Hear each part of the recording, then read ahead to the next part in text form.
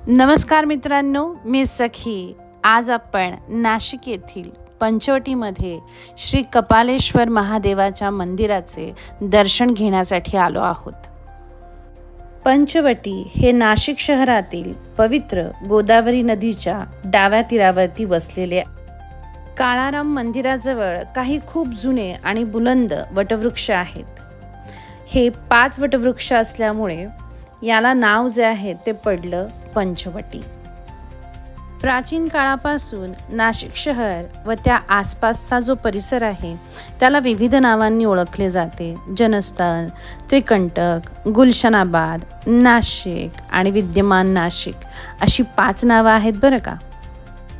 गोदावरी व्यतिरिक्त वैतरणा, भीमा, गिरणा, कश्यपी, दारणा इत्यादी नद्या ज्या आहेत त्या नाशिकमध्ये आहेत. शहरातील प्रसिद्ध पंचवटी परिसरातील गोदावरी नदीच्या किनाऱ्याजवळ कपालेश्वर महादेव मंदिर आहे. देशातील सर्वच महादेव मंदिरात नंदी पाहायला मिळतो, मात्र नाशिकच्या ऐतिहासिक कपालेश्वर महादेव मंदिराला नंदी नाही. महादेवाचं हे एकमेव मंदिर आहे ज्या ठिकाणी नंदीच नाही. महादेवांना ज्यावेळी ब्रह्महत्येचं पातक लागलं त्यावेळी नंदीनं त्यांना नाशिकच्या रामकुंडावर आणलं. या ठिकाणी असलेल्या गोदावरी आणि अरुणा संगमात स्नान केल्यानंतर महादेवांचं पातक दूर झालं आणि ते ब्रह्महत्येच्या दोषातून मुक्त झाले. आपल्याला या पातकापासून नंदीने मुक्ती दिली. यामुळे नाशिकच्या पवित्र भूमीत महादेवांनी नंदीला आपला गुरु मानल्यामुळे या मंदिरात नंदी नाही.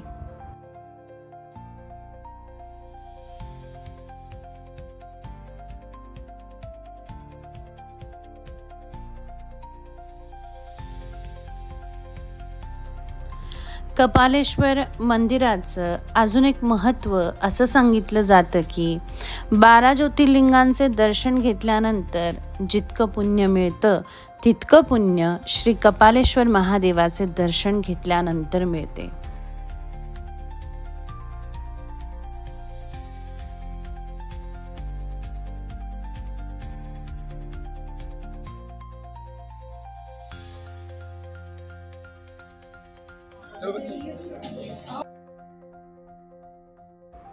या मंदिरात भाविकांची गर्दी जी आहे ती सतत अशीच राहते.